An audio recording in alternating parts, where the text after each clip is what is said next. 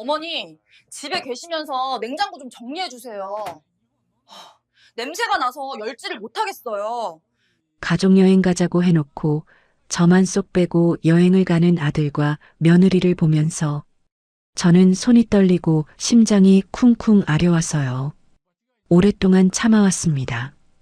저를 치매 환자로 만들려던 것도, 냄새 난다고 친구들 앞에서 조롱한 것도, 손주 생일에 저만 빼먹은 것도 참았습니다. 이제는 더 이상 참지 않을 거예요. 며느리는 지금 웃고 있지만 이제 곧 피눈물 흘릴 겁니다. 가난하고 능력 없는 국수집 할머니로만 알았던 제가 어떤 사람인지 똑똑히 보여줄 거예요. 사연 시작하기 전에 구독 버튼을 눌러주세요. 여러분의 오늘 하루가 조금 더 행복한 하루가 되실 거예요. 저는 충청남도 홍성읍에 살고 있는 72세 박순자라고 합니다. 지금부터 슬프지만 기가 막히고도 통쾌한 저의 인생 이야기를 들려드리려고 합니다. 42년 전 제가 30살에 남편과 함께 충남 홍성읍 중심가에서 작은 국수집을 시작했어요. 가게 이름은 순잔의 칼국수였습니다. 매일 새벽 4시면 일어나서 멸치와 다시마로 육수를 끓이고 밤 10시가 넘어서야 설거지를 마치던 날들이었죠. 손이 트고 허리가 끊어질 것 같았지만 손님들이 국수 한 그릇 드시고 맛있다고 해주실 때마다 힘이 났습니다. 여름엔 더위에 땀을 뻘뻘 흘리며 콩국수를 만들고 겨울엔 추운 새벽에 김치를 썰었어요. 그렇게 하루하루 악착같이 모은 돈으로 아들 민수를 키웠습니다. 민수는 공부를 잘했어요. 우리 민수가 서울에 있는 대학교에 합격하는 날, 그때 제가 얼마나 기뻤는지 모릅니다. 하지만 민수는 제가 밀가루 반죽하고 설거지하는 모습만 보고 자랐어요. 친구들이 놀러 오면 국수집 냄새 난다고 놀림을 받았고 부모님이 뭐 하시냐는 질문에 대답을 망설이곤 했죠. 당연히 시골 국수집 엄마가 부끄러웠겠습니다.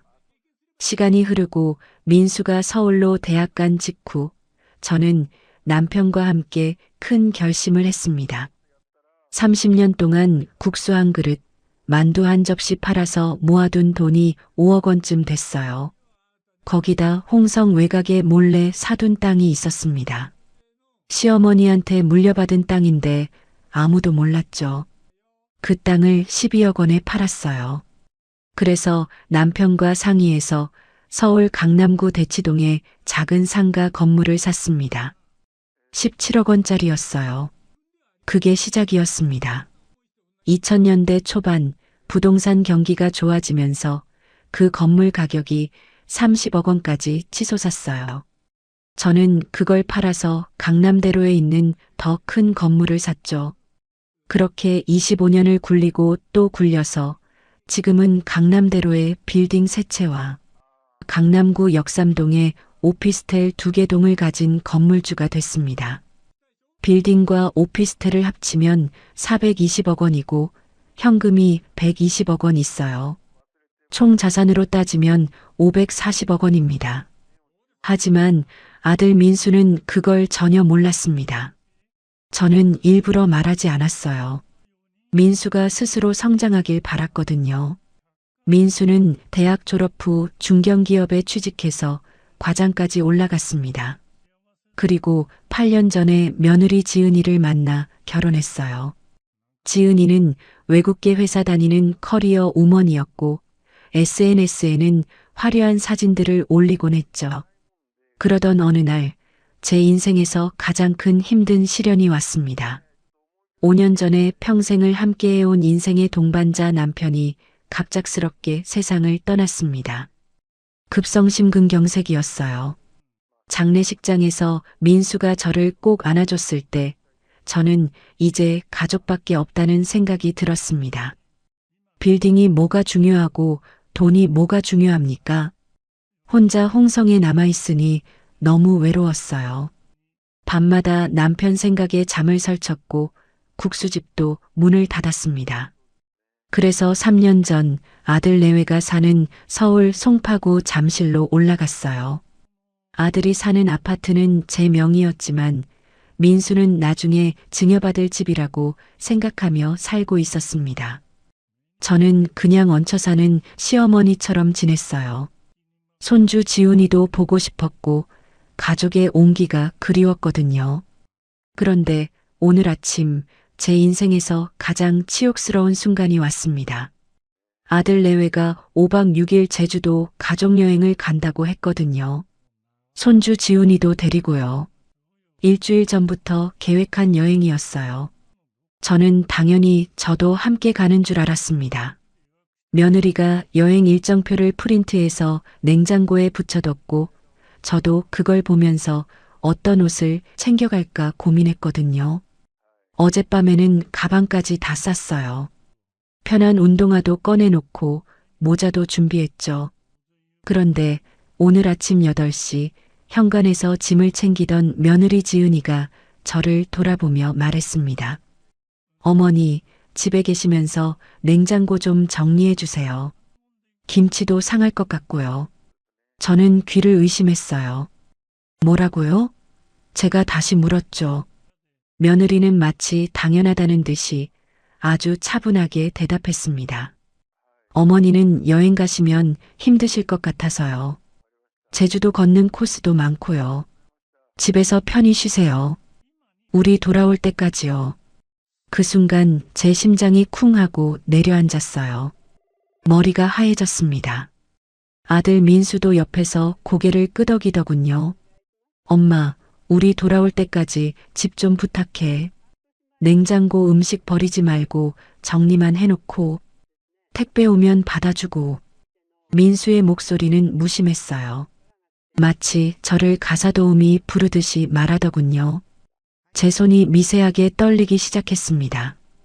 현관 바닥에 놓인 여행 가방 4개가 보였어요.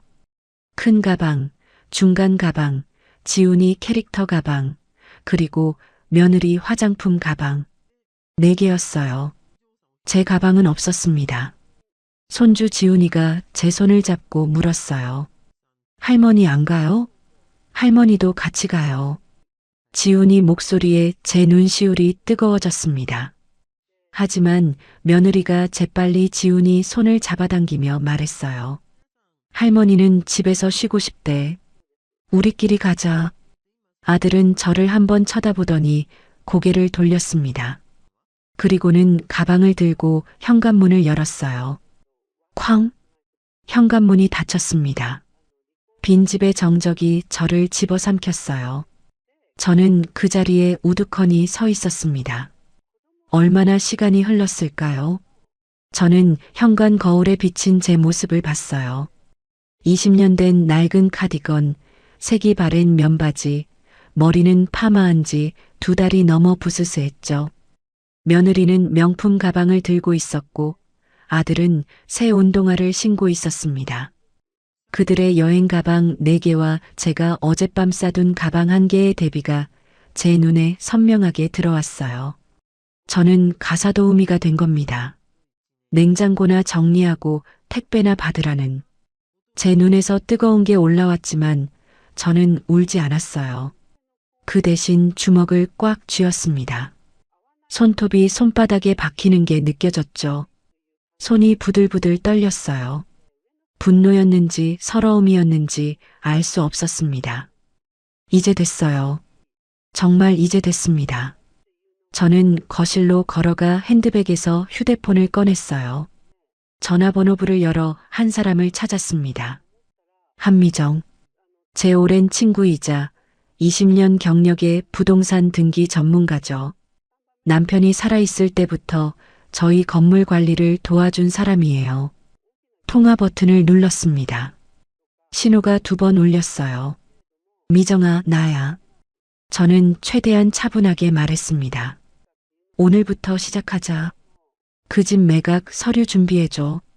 그리고 아들 회사 건물 임대료 인상 통보도. 전화기 너머로 미정이의 목소리가 들렸어요. 알았어, 순자야. 드디어 시작이네. 기다렸어. 저는 전화를 끊고 현관을 다시 한번 바라봤습니다. 먼지 냄새가 코끝을 스쳤어요. 그 냄새가 조롱처럼 느껴졌지만 이제 상관없었습니다. 저는 가방에서 지갑을 꺼내 카드를 확인했어요. 그리고 엘리베이터 버튼을 눌렀습니다. 이제 제 인생 2막이 시작되는 겁니다. 며느리는 제가 어떤 사람인지 그때까지만 해도 전혀 모르고 있었죠. 3년 전 제가 서울로 올라왔을 때만 해도 이렇지 않았습니다. 아들 민수가 잠시력 근처 아파트 앞까지 차로 마중 나왔어요. 엄마, 이제 우리랑 같이 살자. 외롭게 혼자 있지 말고. 민수의 목소리는 따뜻했습니다. 며느리 지은이도 처음엔 웃으며 반겼어요. 어머니, 편하게 지내세요. 손주 지훈이는 그때 5살이었는데 제 손을 잡고 할머니 하며 따라다녔죠. 행복했습니다. 정말 행복했어요. 저는 매일 아침 미역국을 끓여주고 지훈이 유치원 데려다 주는 것만으로도 기뻤습니다. 이게 가족이구나, 이게 행복이구나 싶었어요. 하지만 변화는 6개월 후부터 시작됐습니다. 며느리가 슬슬 말투를 바꾸기 시작했어요. 어느 날 저녁이었습니다. 제가 된장찌개를 끓였는데 며느리가 식탁에 앉더니 코를 찡그렸어요. 어머니, 된장 냄새가 너무 강해요. 요즘 사람들은 이렇게 안 먹어요. 저는 당황했습니다. 그래, 그럼 다음엔 좀 연하게 끓일게. 제가 말했죠. 그런데 며느리는 그게 끝이 아니었어요. 며칠 후에는 빨래를 개면서 말했습니다. 어머니, 빨래 개는 방식이 요즘 스타일이 아니에요. 이렇게 하면 옷이 구겨져요. 그리고 또 며칠 후에는 청소를 하는데 어머니 청소는 제가 할게요. 어머니가 하시면 구석구석 안 되더라고요. 하나하나가 작은 말이었지만 제 가슴에는 바늘처럼 꽂혔습니다. 그러던 어느 날 정말 충격적인 일이 있었어요. 2년 6개월 전쯤이었을 겁니다. 며느리가 갑자기 저를 병원에 데리고 가자고 했어요. 어머니, 요즘 깜빡깜빡 하시는 것 같아서요. 건강검진 한번 받으세요. 저는 별 생각 없이 따라갔습니다. 그런데 도착한 곳이 신경과였어요. 송파구에 있는 큰 병원이었습니다. 며느리가 의사 선생님과 먼저 상담실에 들어가더니 20분쯤 이야기를 나눴어요. 그리고 나서 저를 불렀습니다. 의사 선생님이 여러 가지 질문을 했어요. 오늘이 몇 월 며칠인지, 대통령이 누구인지, 100에서 7씩 빼보라는 것들이었죠. 저는 다 대답했습니다. 그런데 며느리가 옆에서 계속 끼어들었어요. 선생님, 어머니가 요즘 같은 말을 반복하세요. 그리고 약속도 자주 까먹으시고요. 저는 화가 치밀었습니다. 내가 언제 그랬어? 제가 따졌죠. 며느리는 그냥 웃으며 어머니가 모르실 뿐이에요. 라고 말했어요. 검사 결과가 나왔습니다. 의사 선생님이 말했어요. 어르신 정상이십니다. 치매 증상은 전혀 없으세요. 인지 기능도 또래보다 오히려 좋으신 편입니다. 그 순간 며느리 얼굴이 굳었어요. 저는 그때 깨달았습니다. 며느리가 저를 치매 환자로 만들려고 했다는 걸요. 그래야 저를 요양원에 보내든 뭐라든 할 수 있으니까요. 집으로 돌아오는 차 안에서 저는 한마디도 하지 않았습니다. 며느리도 말이 없었어요. 하지만 제 머릿속은 복잡했습니다. 내가 뭘 잘못했길래 이런 취급을 받아야 하지? 그날 밤 저는 잠을 이룰 수가 없었어요. 그리고 결심했습니다. 이제부터 모든 걸 기록하고 녹음해야겠다고요. 다음 날부터 저는 핸드폰 녹음 기능을 켰습니다. 며느리와 아들이 저를 어떻게 대하는지 다 기록했어요. 처음엔 큰 일은 없었습니다. 그저 며느리가 저를 무시하는 말투 정도였죠. 그런데 시간이 지나면서 상황은 점점 더 심해졌습니다. 2년 전쯤 며느리 친정에서 돌잔치가 있었어요. 며느리 조카 돌잔치였습니다. 온 가족이 참석했는데 저만 빠졌어요. 어머니는 집에서 쉬세요. 사람 많은 데 가시면 피곤하실 거예요. 며느리가 말했죠. 저는 항의했습니다. 나도 가족인데 왜 나만 빠져야 해? 그랬더니 아들이 며느리 편을 들었어요. 엄마가 가면 며느리 친정 쪽에서 부담스러워해. 그냥 집에 있어. 그 말에 제 가슴이 찢어지는 것 같았습니다. 결국 그날도 저 혼자 집에 남았어요. 텅 빈 거실에 앉아 TV를 보는데 눈물이 주르륵 흘러내렸습니다. 그런데 더 기가 막힌 건 손주 지훈이 생일 파티 때였어요. 1년 6개월 전이었습니다. 지훈이가 7살 생일이었어요. 며느리가 송파구에 있는 키즈카페를 대관했습니다. 초대장까지 만들어서 친구들한테 나눠줬죠. 저는 당연히 저도 가는 줄 알았어요. 그런데 생일 파티 전날 밤 며느리가 말했습니다. 어머니, 내일은 젊은 엄마들이 많이 와요. 어머니가 오시면 분위기가 좀. 그러니까 집에 계세요. 저는 믿을 수가 없었어요. 손주 생일인데 할머니를 빼다니요. 민수한테 물었습니다. 민수야, 나도 지훈이 생일 파티 가면 안 돼? 그랬더니 민수는 대답도 제대로 안 하고 방으로 들어가 버렸어요. 다음 날 저는 집에서 혼자 지훈이 생일 미역국을 끓였습니다. 아무도 없는 식탁에 미역국을 놓고 앉아 있는데 핸드폰으로 며느리가 올린 SNS 사진이 보였어요. 지훈이가 케이크 앞에서 웃고 있고 며느리 친정 엄마가 옆에서 손주를 안고 있었습니다. 그 사진을 보는데 눈물이 왈칵 쏟아졌어요. 채취 이야기는 그때부터 시작됐습니다. 며느리가 친구들이 집에 놀러 온 날이었어요. 1년 3개월 전쯤이었을 겁니다. 며느리 대학 동창 3명이 와서 거실에서 수다를 떨고 있었어요. 저는 부엌에서 과일을 깎아서 내왔습니다. 그런데 제가 나가자마자 며느리가 친구들한테 속삭이는 소리가 들렸어요. 거실 문이 반쯤 열려 있었거든요. 우리 시어머니 좀 그래. 나이 드니까 냄새가 좀 나. 그 말에 친구들이 웃었습니다. 키득키득 웃음소리가 제 귀에 또렷하게 들렸어요. 에이, 그래도 착하시잖아. 한 친구가 말했어요. 그랬더니 며느리가 대답했습니다. 착한 게 아니라 그냥 순한 거지. 아무것도 모르시니까. 저는 그 자리에서 얼어붙었습니다. 손에 들고 있던 과일 접시가 덜덜 떨렸어요. 저는 조용히 부엌으로 돌아와 문을 닫았습니다. 그리고 핸드폰 녹음을 확인했어요. 다행히 다 녹음돼 있었습니다. 그날 이후로 며느리는 더 대놓고 저를 무시했습니다. 명절 때도 마찬가지였어요. 1년 전 추석 때였습니다. 저는 당연히 민수네 가족과 함께 차례를 지낼 줄 알았어요. 그런데 며느리가 말했습니다. 어머니, 올해는 호텔 뷔페에서 외식하기로 했어요.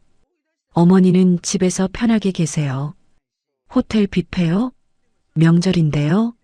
제가 되물었죠. 며느리는 빙그레 웃으며 대답했습니다. 요즘은 다들 이렇게 해요. 차례 지내는 거 힘드시잖아요. 그리고는 아들, 며느리, 지훈이 셋이서 옷을 차려입고 나갔어요. 저는 홀로 남아서 냉장고에 있던 나물을 꺼내 상을 차렸습니다. 혼자 절을 하며 먼저 간 우리 남편을 떠올렸어요. 여보, 내가 이렇게 살려고 서울까지 왔을까요? 그날 밤 제 베개는 눈물로 흠뻑 젖었습니다.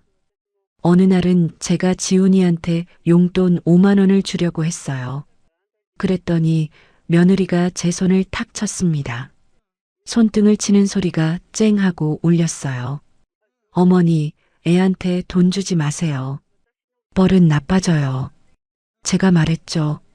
손주한테 용돈 주는 게 뭐가 잘못됐어? 그랬더니 며느리가 차갑게 대답했습니다. 어머니 돈은 어머니가 쓰세요. 우리 애는 제가 알아서 키울게요. 그 말에 제 가슴이 철렁 내려앉았어요. 그리고 며느리가 한마디 더 했습니다. 어머니, 솔직히 말하면요. 어머니가 국수집 하셨잖아요. 그 돈으로 뭘 하시겠어요? 우리가 알아서 할 테니까 신경 꺼도 돼요. 저는 그 순간 주먹을 꽉 쥐었습니다. 손톱이 손바닥에 박히는 게 느껴졌죠. 며느리의 SNS는 또 얼마나 화려했는지 모릅니다. 저는 가끔 며느리 SNS를 몰래 봤어요. 거기엔 행복한 가족 사진들 뿐이었습니다. 남편과 데이트하는 사진, 지훈이랑 놀이공원 간 사진, 명품 가방 산 인증 사진. 댓글에는 부러워요. 완벽한 가족이네요. 라는 말들이 가득했죠. 하지만 그 사진 어디에도 저는 없었습니다. 마치 저는 존재하지 않는 사람처럼요. 10개월 전쯤엔 더 심한 일이 있었습니다. 며느리가 회사 승진을 했어요. 대리에서 과장으로 올라갔죠. 그날 저녁 아들이 샴페인을 사왔습니다. 우리 와이프 승진 축하해. 민수가 신나서 말했어요. 며느리도 기분이 좋은지 웃고 있었죠. 저도 축하한다고 말했습니다. 그런데 며느리가 샴페인 잔을 3개만 꺼냈어요. 아들, 며느리, 지훈이 것. 제 것은 없었습니다. 저는 물었어요. 나는? 그랬더니 며느리가 대답했습니다. 어머니는 술 안 드시잖아요. 그냥 주스 드세요. 저는 술을 안 마시는 게 아니라 요즘 건강 때문에 줄이고 있었을 뿐이었어요. 하지만 며느리는 제가 축하 자리에 낄 자격이 없다고 생각하는 것 같았습니다. 저는 조용히 방으로 들어갔어요. 거실에서 들리는 웃음소리가 귀를 찔렀습니다. 샴페인 병이 펑하고 터지는 소리, 잔을 부딪히는 쨍그랑 소리, 그 모든 소리가 저를 배제한 축하 파티였어요. 6개월 전에는 홍성에 있던 제 국수집이 완전히 문을 닫았습니다. 세입자한테 빌려줬었는데 장사가 안 돼서 나간다고 하더군요. 저는 아들한테 말했어요. 민수야, 홍성 가게 문 닫았어. 어떻게 할까? 그랬더니 민수가 짜증을 냈습니다. 엄마, 그건 엄마가 알아서 해야지. 나한테 왜 물어봐? 나 회사 일도 바쁜데. 저는 아무 말도 못했어요. 며느리도 한마디 거들었습니다.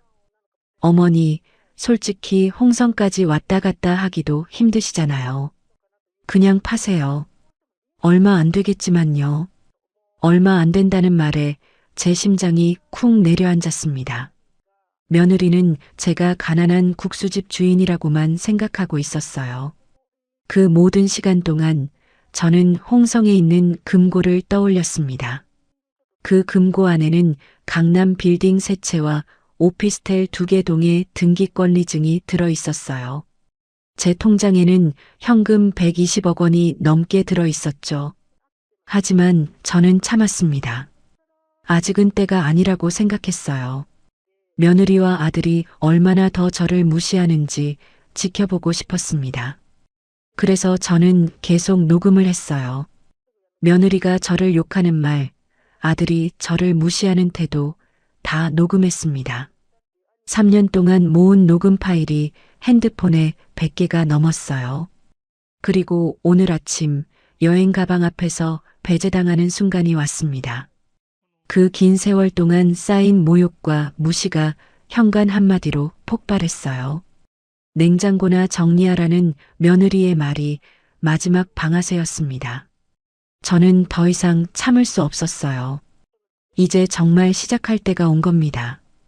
여행 당일 오후 2시, 저는 강남구 역삼동에 있는 법무법인 정도 회의실에 앉아 있었습니다. 유리로 된 넓은 회의실이었어요. 창밖으로 강남대로의 높은 빌딩들이 보였죠. 제 앞에는 친구 한미정이가 앉아 있었습니다. 미정은 20년 넘게 부동산 등기와 계약 업무를 해온 전문가예요. 남편이 살아있을 때부터 저희 건물 관리를 도와줬죠. 순자야, 드디어 시작하는 거지? 미정이가 물었습니다. 저는 고개를 끄덕였어요. 응, 이제 됐어. 더 이상 참을 수 없어. 제 목소리는 차분했지만 손은 미세하게 떨리고 있었습니다. 미정이가 큰 서류 가방을 열었어요. 가방 지퍼 소리가 지익하고 회의실에 울렸습니다. 그 안에서 두꺼운 파일철 3개가 나왔어요. 파일철마다 라벨이 붙어 있었습니다.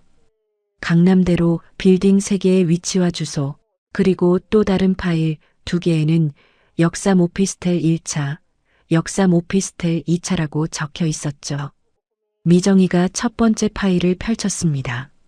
서류 넘기는 바스락 소리가 들렸어요. 이게 빌딩 등기부등본이야. 소유주 박순자. 그 말을 들으니 가슴이 두근거렸습니다. 미정이가 서류를 하나씩 꺼내며 설명했어요. 빌딩 하나는 지상 8층 건물이고 현재 시세가 120억 원이야. 1층부터 8층까지 전부 임대 중이고 월 임대료 합계가 1억 8천만 원이야. 다른 빌딩은 지상 10층이고 시세 120억 원, 월 임대료 1억 7천만 원.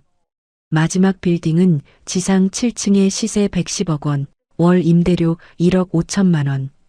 저는 미정이가 읽어주는 숫자들을 들으며 숨을 깊게 들이마셨습니다. 오피스텔은 어때? 제가 물었죠. 미정이가 다음 파일을 펼쳤어요. 1차는 40세대고 시세 35억 원, 2차는 38세대에 시세 35억 원, 합치면 70억 원이야. 임대료는 월 5천만 원 정도 들어오고 저는 계산기를 두드렸습니다. 딸깍딸깍 버튼 소리가 났어요. 총 540억 원입니다. 미정이가 작은 열쇠를 꺼냈습니다. 이거 기억나지? 순자야. 저는 그 열쇠를 봤어요. 홍성은행 금고 열쇠였습니다. 그 금고 안에는 모든 등기권리증 원본이 들어 있었어요. 기억하지? 제가 대답했죠. 미정이가 노트북을 열었습니다. 노트북 부팅 소리가 삐하고 울렸어요. 화면에는 엑셀 파일이 떴습니다. 임대차 계약 현황이라는 제목이었죠. 미정이가 마우스를 클릭하며 말했습니다. 여기 봐, 첫 번째 빌딩 3층에 입주한 회사가 뭔지 알아? 제가 화면을 자세히 봤어요. 거기에는 대한토목건설이라고 적혀 있었습니다. 이게 뭔데? 제가 물었죠. 미정이가 빙그레 웃었어요. 민수 회사야. 내 아들이 다니는 회사. 제 심장이 쿵 하고 뛰었습니다. 뭐라고? 민수 회사가 내 건물에 있다고? 미정이가 고개를 끄덕였어요. 응. 민수는 모르지. 자기가 일하는 건물 주인이 엄마인 줄. 계약은 5년 전에 했고 올해 12월에 재계약이야. 건물은 법인 명의로 돼 있어서 민수는 건물주가 누군지 몰라. 저는 입술을 깨물었습니다. 그럼 재계약 조건을 바꿀 수 있다는 거네? 미정이가 서류를 한 장 더 꺼냈어요. 당연하지. 임대료 인상하거나 아예 계약 안 해줄 수도 있어. 내가 건물주니까. 저는 그 서류를 받아들었습니다. 종이가 손에 닿는 느낌이 묵직했어요. 미정이가 덧붙였습니다. 그리고 순자야, 내가 사는 잠실 아파트 있잖아. 그것도 내 명의야. 등기부등본 여기 있어. 저는 잠실 아파트 등기부등본을 펼쳤습니다. 거기에는 분명히 적혀 있었어요. 소유자 박순자. 12년 전 제가 그 아파트를 샀습니다. 당시 시세 8억 원짜리였는데 제 현금으로 샀어요. 민수가 결혼하면서 살 집이 필요하다고 해서 제 명의로 사준 거였죠. 민수한테는 결혼 선물이고 나중에 증여해 줄 거라고 말했습니다. 그래서 민수는 자기 집인 줄 알고 살고 있었어요. 언젠가 엄마가 증여해 줄 집이니까요. 하지만 아직 증여는 안 했습니다. 등기는 여전히 제 명의였죠. 미정이가 말했습니다. 민수는 지금 그 집을 담보로 3억 5천만 원 대출을 받았어. 내 동에 받아서 받은 거지.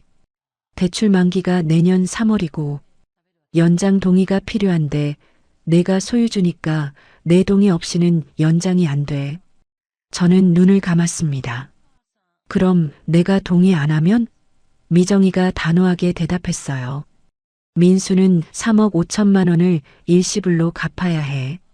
못 갚으면 집을 빼앗기는 거지. 미정이가 또 다른 서류를 꺼냈습니다.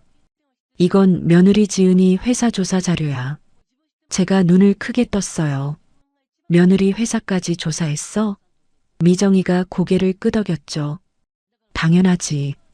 지은이가 다니는 회사가 외국계 컨설팅 회사잖아. 거기 감사팀한테 내부 제보 자료를 넣으면 어떻게 될까? 저는 서류를 읽기 시작했습니다.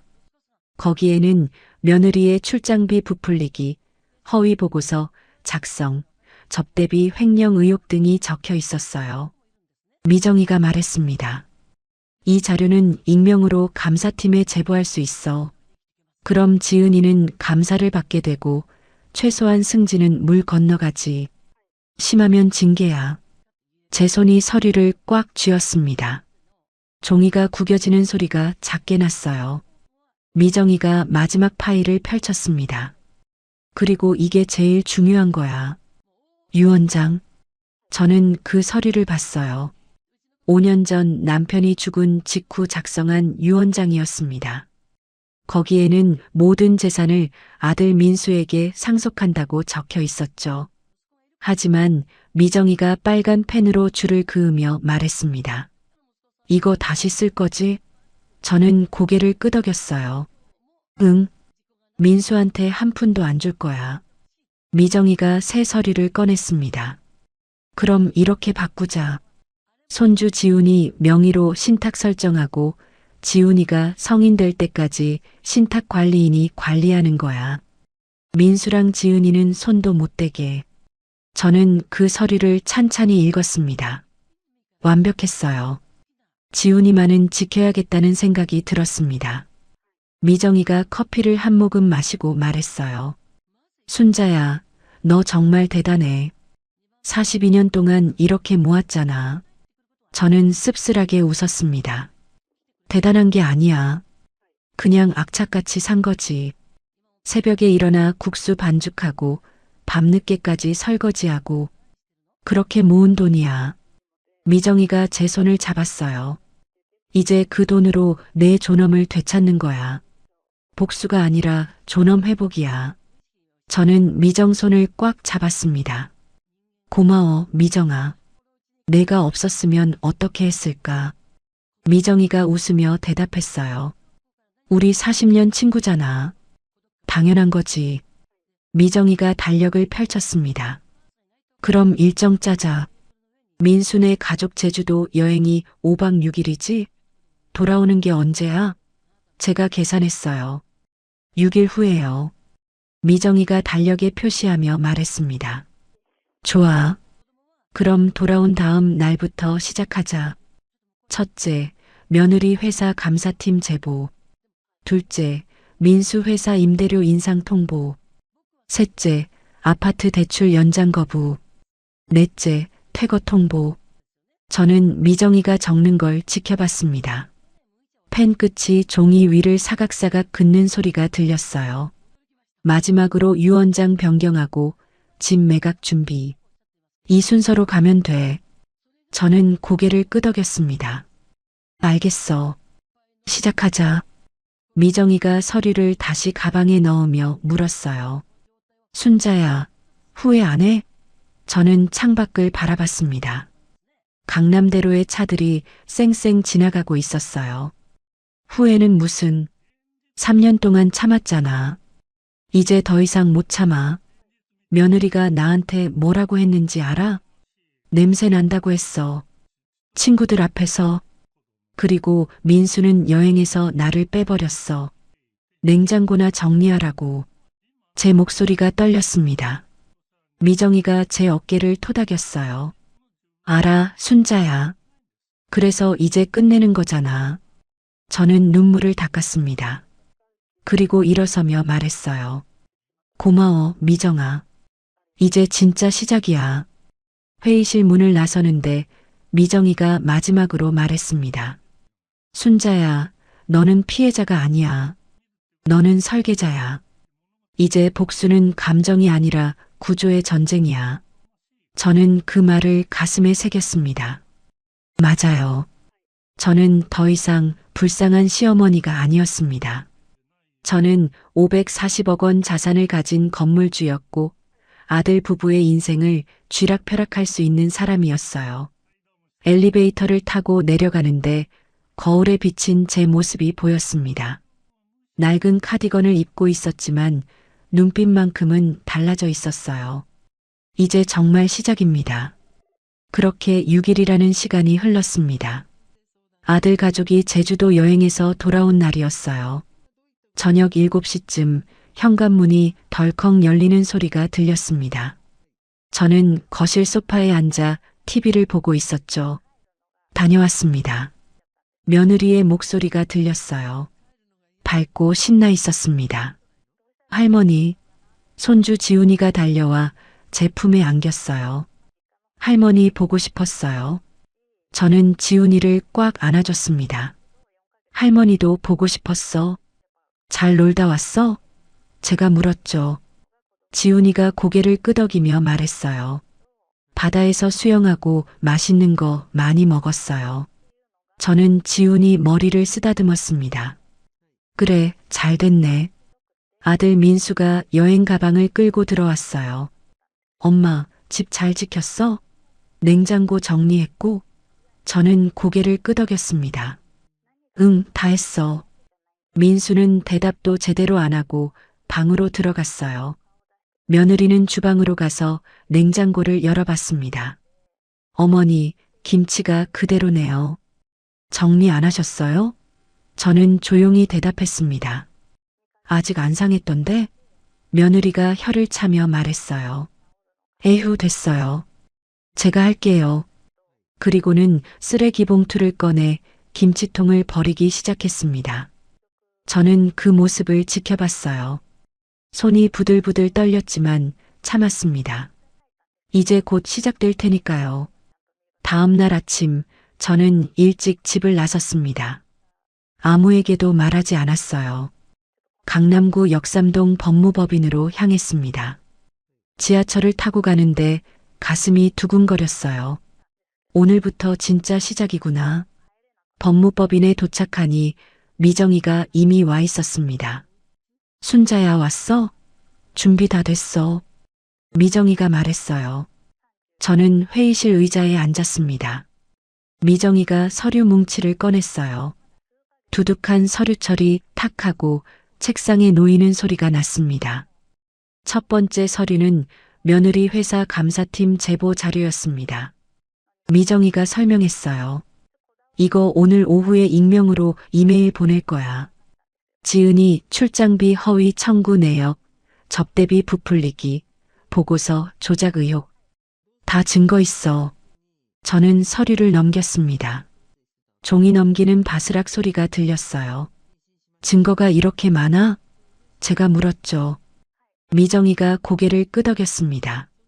지은이가 SNS에 올린 해외 출장 사진들이랑 회사 출장 기록 대조해봤어. 날짜가 안 맞는 게 3건이야. 개인 여행을 출장비로 처리한 거지. 그리고 접대비도 문제야. 실제로는 친구들이랑 먹은 건데 거래처 접대라고 허위 보고했어.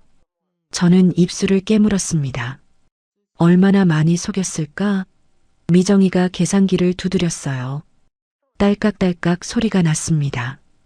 대충 계산해도 2천만 원은 넘어. 회사 입장에선 횡령이지. 두 번째 서류는 민수회사 건물 임대료 인상 통보서였습니다. 미정이가 펜으로 가리키며 말했어요. 현재 월 임대료가 1,200만 원이야. 이걸 1,800만 원으로 올리는 거야. 50% 인상. 제 눈이 커졌습니다. 50%나? 그럼 민수회사가 감당할 수 있을까? 미정이가 어깨를 으쓱했어요. 그건 민수회사 문제지. 계약 만료됐으니까 재계약 조건은 건물주 마음이야. 싫으면 나가면 되고. 저는 서류를 들여다봤습니다. 거기에는 12월 1일부로 계약 만료, 재계약 희망 시 신규 조건 적용이라고 적혀 있었어요. 민수는 이걸 알면 어떤 반응을 보일까요? 미정이가 말했습니다. 당황하겠지. 그리고 건물주가 누군지 알아보려고 할 거야. 하지만 법인 명의로 돼 있으니까 내가 주인인 줄은 모를 거야. 아직은. 세 번째 서류는 아파트 대출 연장 거부 통지서였습니다. 저는 그 서류를 펼쳤어요. 미정이가 설명했습니다. 민수 대출 만기가 내년 3월 15일이야. 은행에서 연장 신청을 받는데 내가 소유주니까 내 동의가 필요해. 이 서류는 내가 동의 안 한다는 거야. 저는 서류를 읽었습니다. 대출 잔액 3억 5천만 원, 연장 불가, 만기일까지 전액 상환 요구. 글자 하나하나가 눈에 박혔어요. 민수가 3억 5천만 원을 어떻게 구하지? 제가 물었습니다. 미정이가 단호하게 대답했어요. 그건 민수가 알아서 해야지. 자기 빚이잖아. 못 구하면 집이 경매로 넘어가는 거고. 저는 숨을 깊게 들이마셨습니다. 가슴이 답답했어요. 하지만 돌이킬 수 없었습니다. 네 번째 서류는 퇴거 통보서였습니다. 미정이가 말했어요. 이건 제일 마지막에 쓸 거야. 집 소유주가 너니까 너는 언제든지 퇴거 요구할 수 있어. 법적으로 3개월 전에 통보하면 돼. 저는 서류를 받습니다. 거기에는 퇴거 요구 사유, 퇴거 기한, 법적 근거가 빽빽하게 적혀 있었어요. 이걸 민수한테 주면? 제가 물었죠. 미정이가 대답했습니다. 민수는 충격받겠지. 증여받을 집인 줄 알았는데 아직 내 명의였다는 걸 알게 되니까. 그리고 나가야 한다는 걸 알게 되면 공황 상태가 될 거야. 저는 서류를 내려놨습니다. 손이 떨렸어요. 미정이가 마지막 서류를 꺼냈습니다. 이게 제일 중요해. 유언장 변경 서류야. 저는 새 유언장을 펼쳤어요. 거기에는 이렇게 적혀 있었습니다. 모든 재산을 손자 박지훈 명의 신탁으로 설정함. 신탁관리인은 한미정. 박지훈이 만 30세가 될 때까지 신탁관리인이 정권 행사. 박민수와 김지은은 상속에서 제외함. 저는 그 문장을 여러 번 읽었습니다. 민수를 완전히 배제하는 거였어요. 미정이가 말했습니다. 순자야, 이게 맞아. 민수는 너를 엄마로 대접 안 했잖아. 그럼 너도 민수를 아들로 대할 필요 없어. 대신 지훈이는 지켜야지. 지훈이는 착한 아이잖아. 저는 고개를 끄덕였습니다. 맞아. 지훈이는 지켜야 해. 미정이가 펜을 꺼내 건넸어요. 여기 서명해. 저는 펜을 받았습니다. 손이 떨렸지만 꾹 눌러 서명했어요. 박순자. 제 이름이 또박또박 적혔습니다. 잉크가 마르는 동안 저는 눈을 감았어요. 남편이 떠올랐습니다. 여보, 내가 잘하는 거 맞죠? 민수가 저를 이렇게 대하는데 제가 참아야 할까요? 남편이 살아있었다면 뭐라고 했을까요? 아마도 이렇게 말했을 거예요. 순자야, 내 인생이야. 내가 결정해. 저는 눈을 떴습니다. 미정이가 서류를 봉투에 넣으며 말했어요. 이제 공증만 받으면 끝이야. 내일 공증 사무소 가자. 저는 가방에서 또 다른 서류를 꺼냈습니다. 집 매각 서류였어요. 미정이가 그걸 보더니 놀라며 물었습니다. 순자야, 진짜 집까지 팔 거야? 저는 고개를 끄덕였습니다. 응, 다 정리할 거야. 그리고 나는 여행 갈 거야. 혼자. 미정이가 제 손을 잡았어요. 어디로 갈 건데? 저는 창밖을 바라봤습니다. 유럽으로 갈 거야. 프랑스 파리, 이탈리아, 로마, 그리고 영국 런던까지. 남편이랑 가려고 했던 곳들이었거든. 미정이가 눈시울을 붉혔습니다. 순자야, 넌 정말 강해. 저는 쓸쓸하게 웃었어요. 강한 게 아니야. 그냥 더 이상 약하게 살고 싶지 않은 거야. 미정이가 달력을 다시 펼쳤습니다. 그럼 일정대로 가자. 오늘 오후 3시에 지은이 회사 감사팀한테 제보 이메일 보낼게. 내일은 민수 회사한테 임대료 인상 통보. 모레는 은행에 대출 연장 거부 통지. 그리고 일주일 후에 퇴거 통보. 저는 메모하며 들었습니다. 펜 끝이 종이를 긋는 사각사각 소리가 났어요. 알겠어. 시작하자. 제가 말했습니다. 미정이가 웃으며 말했어요. 순자야, 이제 복수가 아니야. 이건 내 인생 되찾기야. 저는 그 말에 고개를 끄덕였습니다. 맞아요. 저는 제 인생을 되찾는 거예요. 법무법인을 나서는데 하늘이 맑았습니다. 11월 초순에 쌀쌀한 바람이 불었어요. 저는 코트깃을 세우고 걸었습니다. 발걸음이 가벼웠어요. 이제 곧 모든 게 시작될 겁니다. 며느리는 회사에서 감사를 받게 될 거고 민수는 임대료 인상 통보를 받게 될 거예요. 그리고 대출 연장이 거부되면 3억 5천만 원을 구해야 하는 공포를 느끼겠죠. 저는 핸드폰을 꺼내 여행사 번호를 찾았습니다. 유럽 여행 상품을 알아봐야겠어요. 이제 저의 인생 2막이 시작되니까요. 공항으로 떠날 날이 머지 않았습니다. 2주가 지났습니다.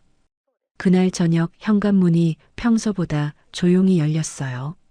쾅 하고 닫히는 소리 대신 스르륵 미끄러지듯 닫히는 소리였습니다. 저는 거실에서 TV를 보고 있었죠. 며느리 지은이가 들어왔는데 얼굴이 창백했어요. 눈 밑에 다크서클이 짙게 드리워져 있었고 입술은 바짝 말라 있었습니다. 평소에 현관에 들어서자마자 화장을 고치던 며느리가 가방을 그냥 소파에 던져놨어요. 가방이 쿵 하고 소파에 떨어지는 소리가 거실에 울렸습니다. 어머니, 저 방에 좀 있을게요. 며느리가 힘없이 말했어요. 목소리가 갈라져 있었습니다. 저는 고개를 끄덕였죠. 응, 그래. 며느리는 비틀거리며 방으로 들어갔어요. 방문이 닫히는 소리가 딸깍 하고 났습니다. 저는 TV 볼륨을 줄였어요. 귀를 기울이니 방 안에서 흐느끼는 소리가 희미하게 들렸습니다. 저는 주먹을 쥐었다 폈다 했어요. 시작됐구나. 1시간쯤 지났을 때 아들 민수가 집에 돌아왔습니다. 현관문이 벌컥 열리더니 민수가 황급히 들어왔어요. 얼굴이 불그락푸르락했습니다. 엄마, 지은이 어디 있어? 민수가 급하게 물었죠. 방에 있어. 제가 대답했습니다. 민수는 대답도 듣지 않고 방으로 달려갔어요. 쿵쿵 발소리가 복도에 울렸습니다. 방문이 열리는 소리가 들렸어요. 여보, 무슨 일이야? 회사에서 무슨 일 있었어? 민수의 목소리가 들렸습니다. 며느리가 흐느끼는 소리가 커졌어요. 감사팀에서 나를 불렀어. 출장비랑 접대비 문제로. 누가 제보를 했대. 며느리 목소리가 떨렸습니다. 제보? 누가 왜? 민수가 당황한 듯 물었죠. 모르겠어. 익명이래. 근데 증거가 다 있대. 내 SNS 사진이랑 출장 날짜가 안 맞는다고. 며느리가 울면서 말했습니다. 저는 거실 소파에 앉아 그 소리를 들었어요. 가슴이 두근거렸습니다. 얼마나 심각해? 민수가 물었어요. 심각해. 정말 심각해. 과장 승진은 물 건너갔어. 최악의 경우 징계받을 수도 있대. 며느리 목소리가 더 커졌습니다. 그리고는 와락 울음을 터뜨렸어요. 엉엉 우는 소리가 방 밖까지 들렸습니다. 저는 TV를 껐어요. 정적 속에서 며느리의 울음소리만 들렸습니다. 손이 떨렸지만 저는 차분히 물을 마셨어요. 컵을 내려놓는 소리가 탁 하고 났습니다. 그날 밤 식탁은 조용했습니다. 며느리는 밥을 거의 먹지 않았어요. 젓가락을 들었다가 내려놓기를 반복했죠. 민수도 말이 없었습니다. 지훈이만 할머니, 엄마가 왜 울어요? 하고 물었어요. 저는 지훈이 머리를 쓰다듬으며 말했습니다. 엄마가 좀 피곤하신가 봐. 지훈아, 밥 많이 먹어.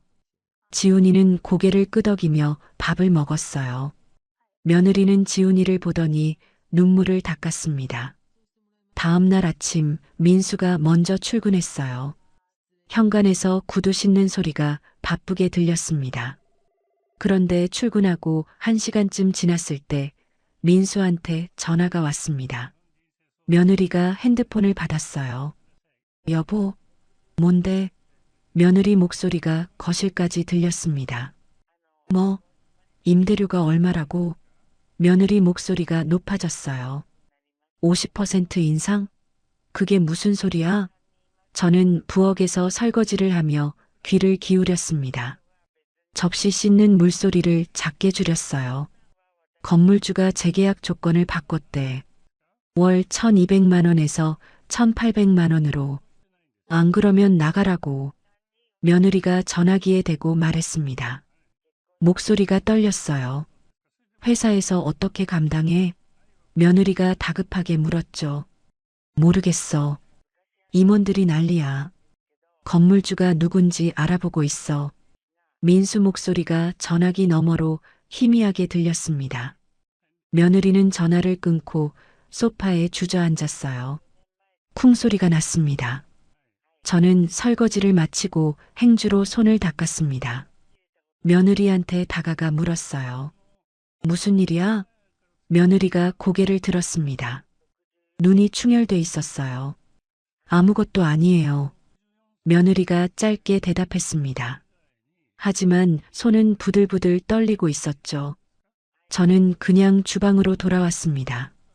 냉장고 문을 여는 척하며 작게 웃음이 나왔어요. 시작됐어요. 정말 시작됐습니다. 그날 오후 며느리한테 또 전화가 왔습니다. 회사에서 걸려온 전화였어요. 며느리가 핸드폰을 보더니 얼굴이 하얗게 질렸습니다. 여보세요?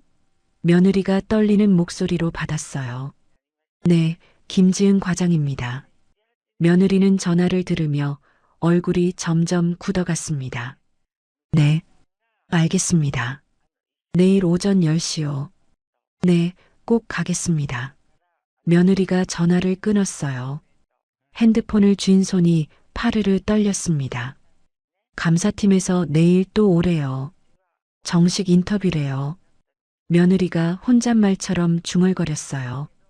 목소리가 갈라져 있었습니다. 저는 거실 구석에 앉아 그 모습을 봤어요. 며느리는 소파에 앉아 고개를 떨구고 있었습니다. 어깨가 들썩들썩 떨렸어요. 울고 있는 것 같았습니다. 3년 전 며느리가 저를 치매 환자로 만들려고 병원에 데려갔던 게 떠올랐어요. 그때 며느리는 의사 선생님 앞에서 제 정신을 의심하는 말들을 쏟아냈었죠. 지금 며느리가 앉아있는 그 소파에서 며느리는 친구들한테 제 냄새가 난다고 말했었습니다. 저는 주먹을 꽉 쥐었어요. 이제 시작일 뿐이야. 저녁 때 민수가 돌아왔습니다. 얼굴이 잔뜩 굳어 있었어요. 가방을 던지듯 놓더니 넥타이를 풀었습니다.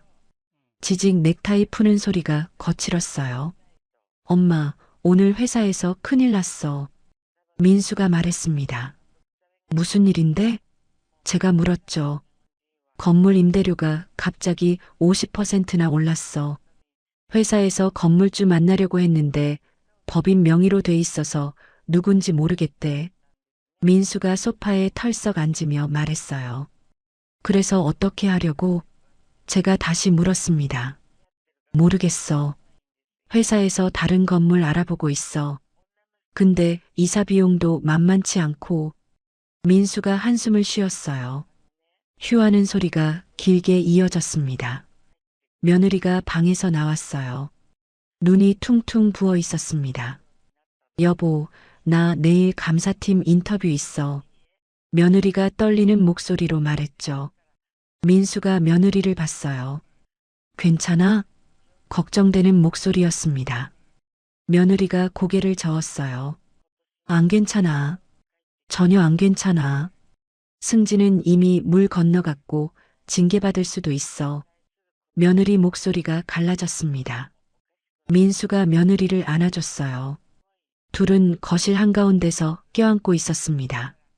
저는 그 모습을 지켜봤어요. 가슴 한편이 아팠지만 동시에 시원했습니다. 그날 밤 며느리 방에서 소리가 들렸어요. 저는 잠을 자려고 누워 있었는데 방 너머로 며느리 목소리가 들렸습니다. 내가 뭘 잘못했다고 이런 일이 생기는 거야? 며느리가 울면서 말했어요. 진짜 억울해. 다른 사람들도 다 그렇게 해. 나만 걸린 거야. 며느리 목소리가 점점 커졌습니다. 민수가 진정시키는 소리가 들렸어요. 알아. 진정해. 우리 어떻게든 해결하자. 민수 목소리도 지쳐 있었습니다. 저는 이불을 머리까지 덮었어요. 하지만 소리는 계속 들렸습니다. 며느리가 흐느끼는 소리, 민수가 한숨 쉬는 소리. 저는 눈을 감았습니다. 남편이 떠올랐어요. 여보, 제가 너무 잔인한 걸까요? 하지만 저는 3년 동안 참았어요. 며느리가 저를 치매 환자 만들려고 했고, 냄새 난다고 놀렸고, 여행에서 배제했잖아요. 저는 이불 속에서 주먹을 쥐었습니다. 이제 시작일 뿐이에요. 다음 날 오전 며느리가 출근 준비를 했습니다. 평소와 달리 화장을 진하게 했어요. 거울 앞에서 파운데이션을 바르는 손이 떨렸습니다. 립스틱을 바르다가 손이 미끄러져 잘못 칠했어요. 휴지로 닦는 소리가 거칠었습니다.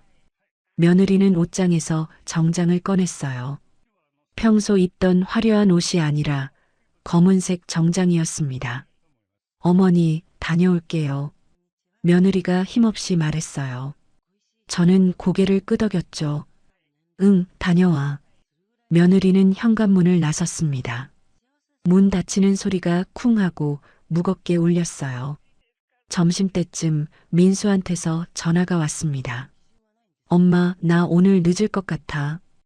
회사에서 건물 문제로 회의가 길어져. 민수 목소리가 지쳐 있었어요. 알았어. 제가 짧게 대답했습니다. 전화를 끊고 저는 창밖을 바라봤어요. 11월 중순의 하늘은 잔뜩 흐려 있었습니다. 비가 올 것 같았어요. 며느리는 지금쯤 감사팀 앞에 앉아 있겠죠. SNS에 올린 화려한 사진들이 거짓말이었다는 걸 밝혀야 하는 시간. 저는 핸드폰을 꺼내 미정이한테 문자를 보냈습니다. 미정아, 고마워. 잘 되고 있어. 문자 전송 소리가 슝 하고 났습니다. 저녁 7시가 넘어서 며느리가 돌아왔어요. 얼굴이 완전히 망가져 있었습니다. 화장이 번졌고 눈은 퉁퉁 부어 있었어요. 며느리는 말없이 방으로 들어갔습니다. 쿵 하고 방문이 닫혔어요. 1시간쯤 후 민수가 집에 왔습니다. 민수도 얼굴이 어두웠어요. 둘은 방에서 나오지 않았습니다. 저는 혼자 저녁을 먹었어요. 젓가락으로 밥을 뜨는 소리만 조용히 울렸습니다. 지훈이는 친구 집에서 자기로 했다고 아침에 말했었죠. 밤 10시쯤 며느리 방에서 다시 소리가 들렸습니다. 2주 정직이래. 그리고 과장 승진 취소. 며느리 목소리가 떨렸어요. 뭐? 2주 정직? 민수가 놀라 물었습니다. 응. 횡령까지는 아니지만 부당 이득이래. 회사에 2천만 원 변상해야 할 수도 있대. 며느리가 울먹이며 말했어요. 2천만 원? 우리 어디서 구해? 민수 목소리가 높아졌습니다. 모르겠어. 정말 모르겠어. 며느리가 울음을 터뜨렸어요. 저는 제 방 침대에 누워 그 소리를 들었습니다. 가슴이 답답했어요. 하지만 돌이킬 수 없었습니다. 저는 3년 동안 당했던 일들을 떠올렸어요. 병원에서 치매 환자 취급받던 일, 돌잔치에 혼자 빠졌던 일, 손주 생일 파티에 못 갔던 일, 며느리 친구들 앞에서 냄새 난다고 조롱당한 일, 그리고 여행에서 배제당한 일. 눈물이 나올 것 같았지만 저는 참았어요. 이제 시작일 뿐이니까요. 앞으로 더 큰 일이 남아 있었습니다. 며느리가 2주 정직을 받고 일주일이 지났습니다. 집안 분위기는 차갑게 식어 있었어요. 며느리는 매일 방에만 박혀 있었고 민수는 출근했다가 늦게 들어왔습니다. 그날 오후 민수한테 전화가 왔어요. 저는 마침 거실에 있었는데 민수 목소리가 핸드폰 너머로 떨리고 있었습니다. 엄마, 지금 집에 있어? 엄마, 나 지금 급한 일이 생겼어. 집에 갈게. 민수가 다급하게 말했어요. 무슨 일인데?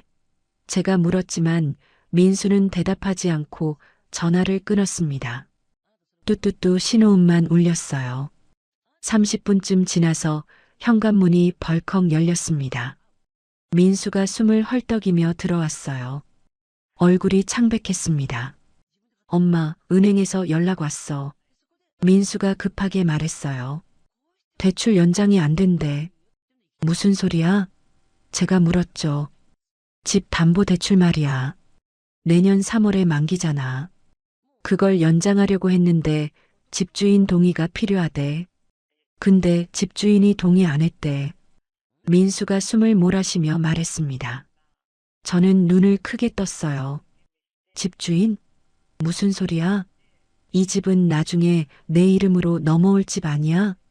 민수가 서류를 펼쳤습니다. 종이 넘기는 바스락 소리가 거실에 울렸어요. 엄마, 이 집 등기부등본 봤더니 소유주가 엄마야. 박순자, 엄마 이름으로 돼 있어. 아직 증여 안 된 거야? 민수 목소리가 떨렸습니다. 저는 서류를 받아들었어요. 거기에는 분명히 적혀 있었습니다. 소유자 박순자, 등기일자 12년 전. 저는 천천히 고개를 들었어요. 민수를 쳐다봤습니다. 응, 아직 안 했어. 제가 차분하게 말했죠. 뭐, 아직 안 했어? 그럼 나는 뭐야? 민수가 소리쳤습니다. 목소리가 갈라졌어요. 너는 그냥 살고 있는 거지. 나는 내가 결혼할 때 이 집을 사줬어. 내 돈으로.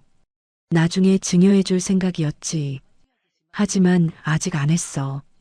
그러니까 이 집은 아직 내 거야. 제가 또박또박 말했습니다. 민수는 그 자리에서 얼어붙었어요. 입이 떡 벌어진 채로 저를 쳐다봤습니다. 그럼 내가 12년 동안 낸 대출금은 뭐야? 민수가 다시 물었어요. 목소리가 떨렸습니다. 그건 내가 이 집에 살기 위해 낸 비용 같은 거지. 나는 내가 대출금 낼 수 있을 만큼만 빌려준 거고. 제가 말했습니다. 민수는 고개를 흔들었어요. 믿을 수가 없어. 나는 언젠가 이 집이 내 이름으로 넘어올 줄 알았어. 그런데 아직 엄마 명의였구나. 민수가 소파에 주저앉았습니다. 쿵 소리가 났어요. 은행에서 뭐래? 제가 물었습니다. 대출 연장이 안 된대. 소유주인 엄마가 동의 안 했대. 그래서 만기일인 내년 3월 15일까지 3억 5천만 원을 전부 갚아야 해. 못 갚으면 집이 경매로 넘어간대. 민수가 떨리는 목소리로 말했어요. 손이 부들부들 떨렸습니다. 3억 5천만 원? 내가 어디서 그 돈을 구해? 민수가 머리를 감싸쥐었어요. 그때 며느리가 방에서 나왔습니다. 무슨 소리예요? 며느리가 물었어요. 얼굴이 창백했습니다. 민수가 며느리를 봤어요. 여보, 큰일 났어. 이 집이 아직 엄마 명의래. 증여가 안 됐대. 그리고 대출 연장이 안 돼. 3억 5천만 원을 4개월 안에 갚아야 해. 민수가 떨리는 목소리로 말했습니다. 며느리는 그 자리에서 비틀거렸어요. 벽을 잡고 겨우 중심을 잡았습니다. 뭐라고요? 이 집이 아직 어머니 명의요? 며느리 목소리가 날카로워졌어요. 응, 12년 전에 내가 산 거야. 민수 결혼 선물로. 나중에 증여해줄 생각이었는데 아직 안 했어. 제가 말했습니다. 며느리는 입술을 깨물었어요. 그럼 우리는 12년 동안 증여 기다리며 살았던 거예요? 며느리가 다시 물었습니다. 뭐, 그렇게 볼 수도 있겠네. 제가 대답했죠. 며느리는 벽에 등을 기댔습니다. 슬그머니 주저앉더니 바닥에 털썩 앉았어요. 쿵 소리가 울렸습니다. 3억 5천만 원을 어떻게 구해요? 며느리가 민수를 봤어요. 모르겠어. 우리 예금 통장에 얼마 있어? 민수가 물었습니다. 며느리는 핸드폰을 꺼내 은행 앱을 열었어요. 딸깍 버튼 누르는 소리가 났습니다. 5천만 원이요. 적금까지 합쳐도 7천만 원. 며느리가 떨리는 목소리로 대답했어요. 7천만 원? 그럼 2억 8천만 원이 부족한데? 민수가 소리쳤습니다. 며느리는 고개를 떨구었어요. 어깨가 들썩들썩 떨렸습니다. 울고 있는 것 같았어요. 저는 그 모습을 지켜봤습니다. 가슴 한편이 아팠지만 저는 참았어요. 그리고 며느리, 너 카드 빚은 얼마나 돼? 제가 물었습니다. 며느리가 고개를 번쩍 들었어요. 눈이 커졌습니다. 카드 빚이요? 며느리가 더듬거렸어요. 응. 너 명품 가방 사고 해외여행 가고 SNS에 화려하게 올리느라 카드 많이 썼잖아. 제가 차분하게 말했습니다. 며느리 얼굴이 하얗게 질렸어요. 그건 어떻게 아세요? 며느리가 떨리는 목소리로 물었죠. 나도 다 알아. 너 카드 빚이 5천만 원 넘는 거. 제가 말했습니다. 며느리는 입을 다물지 못했어요. 턱이 덜덜 떨렸습니다. 5천만 원? 여보, 그게 무슨 소리야? 민수가 며느리를 봤어요. 며느리는 고개를 숙였습니다. 미안해요. 나도 모르게 그렇게 됐어요. 명품 가방 할부로 사고 친구들이랑 밥 먹으면서 제 카드로 계산하고 SNS에 올리려고. 며느리가 울먹이며 말했어요. 민수는 머리를 감싸쥐었습니다. 그럼 우리 빚이 총 4억 원이 넘는다는 거잖아. 민수 목소리가 갈라졌어요. 저는 자리에서 일어났습니다. 그리고 제 방으로 가서 서류 봉투를 하나 가져왔어요. 거실로 돌아와 민수 앞에 놓았습니다. 탁 소리가 났어요. 이게 뭐예요? 민수가 물었습니다. 퇴거 통보서야. 제가 대답했죠. 민수는 봉투를 열었어요. 지직 소리가 났습니다. 서류를 꺼내 읽기 시작했어요. 퇴거 통보. 3개월 안에 나가라고. 민수 목소리가 떨렸습니다. 응. 이 집은 내 거니까 너희한테 나가라고 할 수 있어. 법적으로 3개월 전에 통보하면 되거든. 제가 차분하게 말했습니다. 며느리가 벌떡 일어났어요. 어머니, 이게 무슨 짓이에요? 며느리가 소리쳤습니다. 목소리가 날카로웠어요. 무슨 짓이냐고? 너희가 나한테 한 짓보다는 나은 것 같은데? 제가 또박또박 말했습니다. 며느리는 말문이 막혔어요. 입을 벙긋거렸지만 아무 말도 나오지 않았습니다. 민수가 서류를 보며 말했어요. 엄마, 우리가 뭘 잘못했어? 왜 이러는 거야? 민수 목소리가 간절했습니다. 뭘 잘못했냐고? 너희는 나를 사람 취급 안 했어. 며느리는 나를 치매 환자 만들려고 병원에 데려갔고 냄새 난다고 친구들 앞에서 조롱했어. 너는 나를 여행에서 배제하고 냉장고나 정리하라고 했지. 나는 너희한테 가사도우미였어. 제 목소리가 떨렸습니다. 민수는 아무 말도 하지 못했어요. 며느리는 바닥에 주저앉았습니다. 어머니, 죄송해요. 정말 죄송해요. 며느리가 울면서 말했어요. 하지만 저는 고개를 저었습니다. 이제 늦었어. 너희는 3개월 안에 이 집에서 나가야 해. 그리고 3억 5천만 원 대출금도 갚아야 하고. 제가 차갑게 말했습니다. 민수가 벌떡 일어났어요. 엄마, 우리 차라도 팔게. 그리고 명품 가방이랑 시계도 다 팔게. 그럼 돈 좀 모을 수 있어. 민수가 다급하게 말했습니다. 차는 얼마짜리야? 제가 물었죠. 5천만 원이요. 민수가 대답했어요. 명품 가방들이랑 시계 다 팔면 3천만 원쯤 돼요. 며느리가 흐느끼며 말했습니다. 그럼 합쳐봐야 8천만 원이네. 2억 원이 부족한데? 제가 차갑게 말했습니다. 민수는 다시 소파에 주저앉았어요. 손으로 얼굴을 감쌌습니다. 우리 어떡해? 민수가 중얼거렸어요. 며느리는 바닥에 앉아 엉엉 울었습니다. 울음소리가 거실에 울려 퍼졌어요. 저는 그 모습을 지켜봤습니다. 3년 전 며느리가 저를 치매 환자로 만들려던 그 병원 상담실이 떠올랐어요. 그때 며느리는 의사 선생님한테 제 정신을 의심하는 말들을 쏟아냈었죠. 1년 전 추석 때 혼자 집에 남아 상을 차리던 제 모습도 떠올랐습니다. 그리고 여행 가방 4개만 현관에 놓여 있고 제 가방은 없던 그날 아침. 엄마, 제발. 한 번만 용서해줘. 민수가 고개를 들었어요. 눈이 빨갛게 충혈돼 있었습니다. 용서? 너희가 나한테 용서를 구할 자격이 있어? 제가 물었습니다. 민수는 아무 말도 하지 못했어요. 며느리는 계속 울고 있었습니다. 어머니, 저희가 잘못했어요. 정말 잘못했어요. 며느리가 울면서 말했어요. 하지만 저는 고개를 저었습니다. 이미 늦었어. 너희는 3개월 후에 이 집을 나가. 제가 단호하게 말했습니다. 민수가 일어섰어요. 비틀거리며 제 앞으로 왔습니다. 엄마, 제발. 지훈이 생각해서라도. 지훈이는 여기서 학교 다니잖아. 민수가 애원했어요. 지훈이?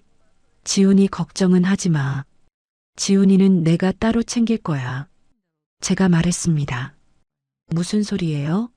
며느리가 고개를 번쩍 들었어요. 지훈이는 내 손주야. 너희가 망가뜨리게 둘 수 없어. 제가 차갑게 말했습니다.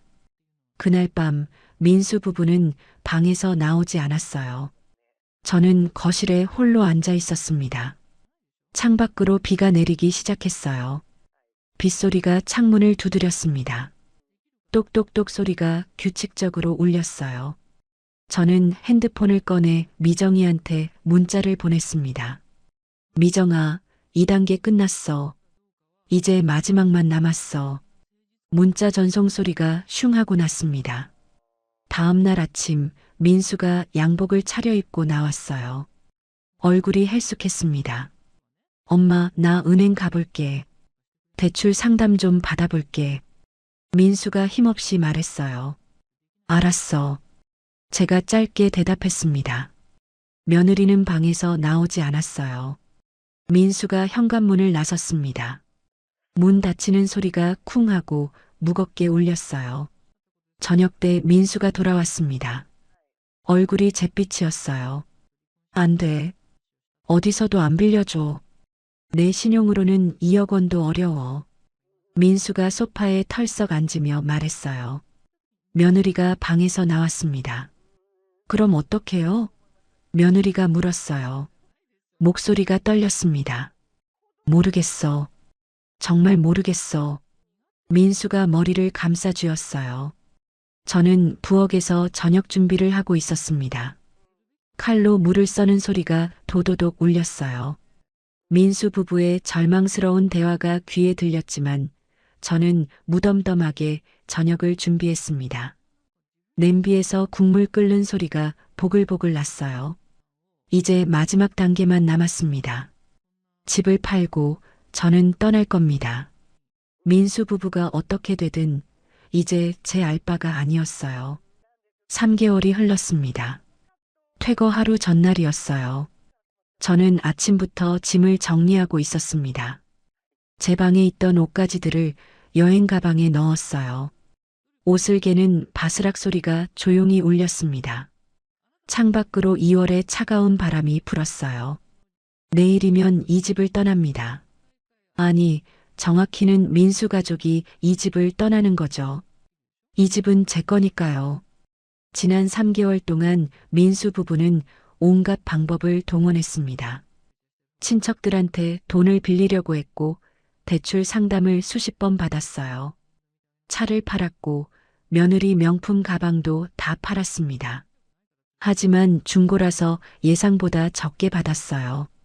차는 5천만 원이 아니라 4천만 원, 명품들은 3천만 원이 아니라 2천만 원에 팔렸죠. 예금 7천만 원 합쳐서 모은 돈은 고작 1억 3천만 원이었어요. 2억 2천만 원이 부족했습니다. 결국 민수는 어제 제게 말했어요.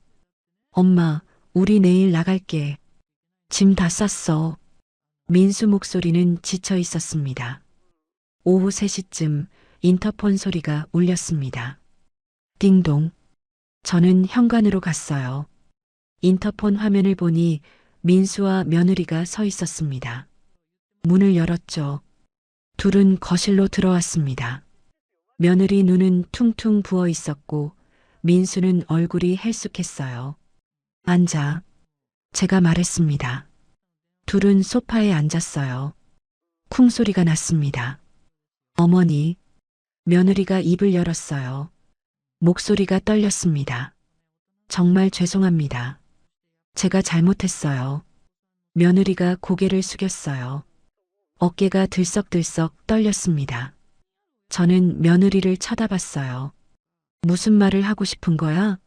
제가 물었습니다. 용서해 주세요. 제발 한 번만 용서해 주세요. 우리 지훈이 생각해서라도. 며느리가 울면서 말했어요. 눈물이 뺨을 타고 주르륵 흘러내렸습니다. 저는 며느리를 가만히 봤어요. 3년 전 병원 상담실이 떠올랐습니다.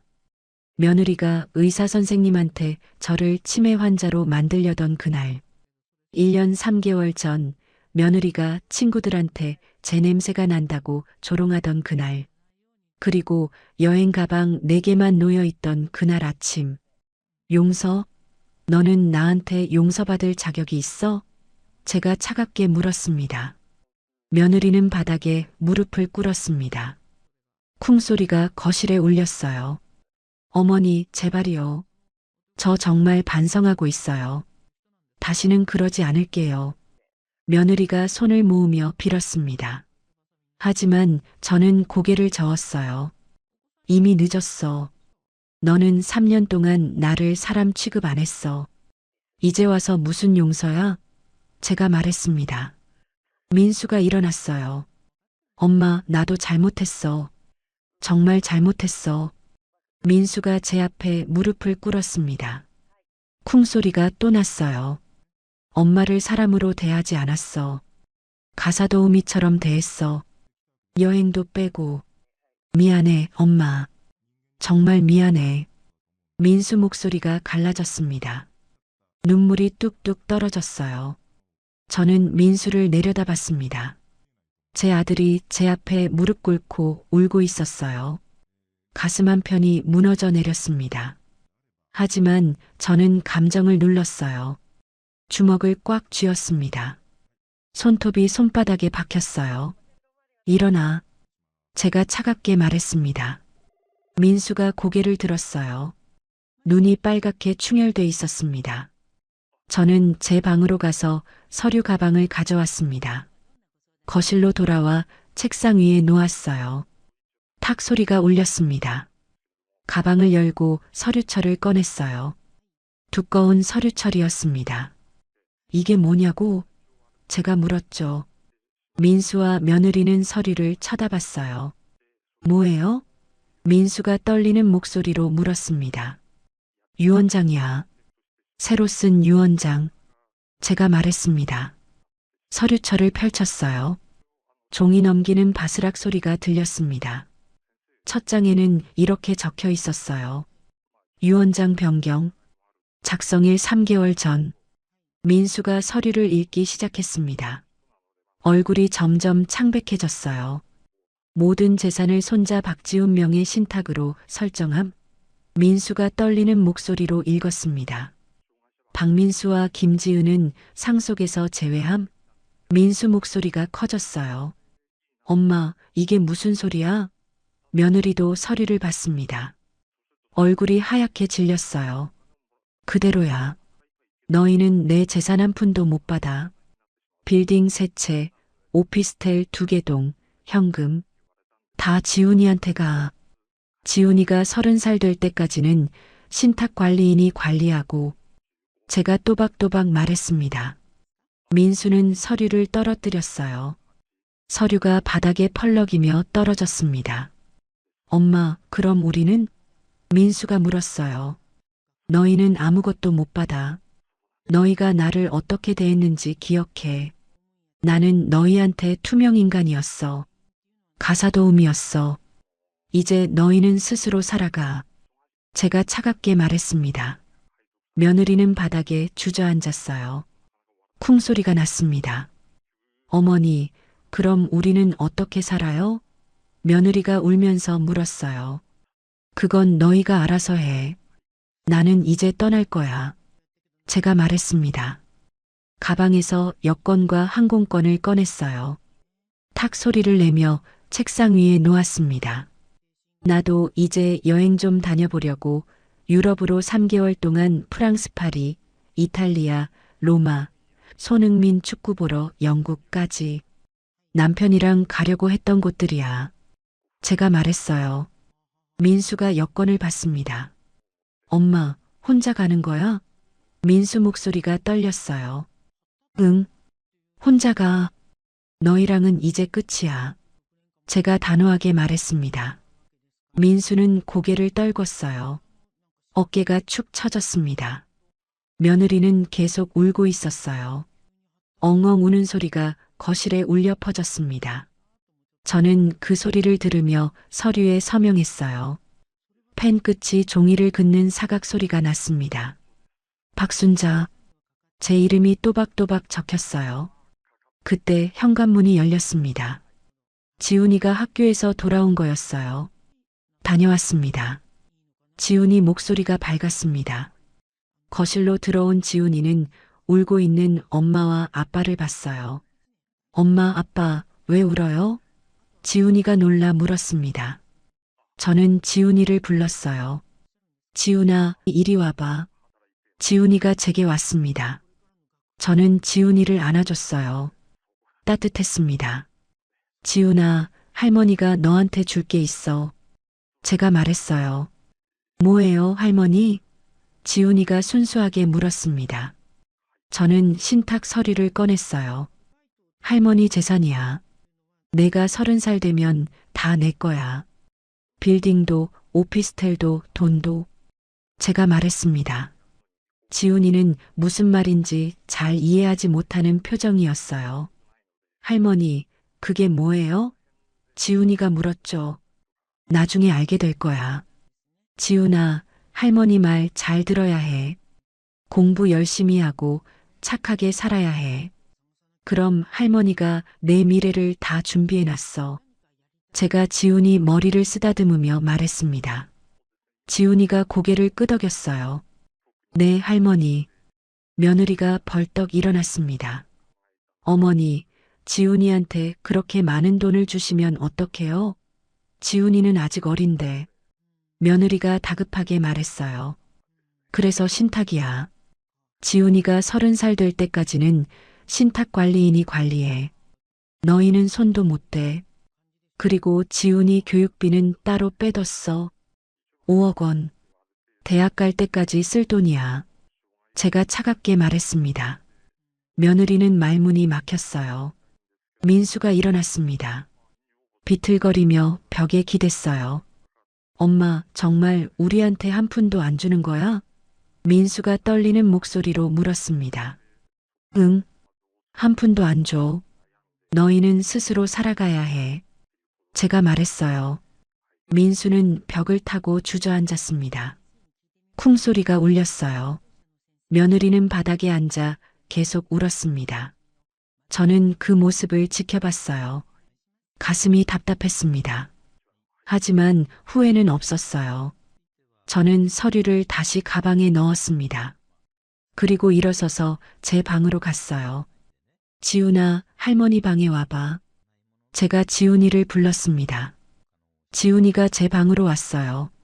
저는 가방에서 작은 상자를 꺼냈습니다. 지훈아, 이거 받아. 제가 상자를 건넸어요. 지훈이가 상자를 열었습니다. 안에는 통장이 들어 있었어요. 이게 뭐예요? 지훈이가 물었습니다.